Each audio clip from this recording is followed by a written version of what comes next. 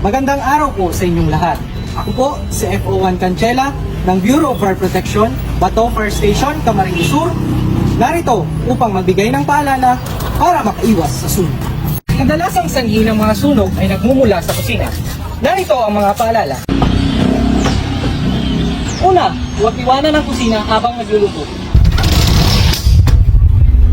Pangalawa, siguraduhin nakasara ang gasol pagkatapos gamitin. Pangatlo, kung biglang umapoy ang niluluto, huwag buhusan ng tubig. Sa halip ay takpan ito. Pang-apat, panatiling malinis ang bahay, lalo na sa kusina. Ilayo ang mga bagay na maaaring pagmula ng apoy.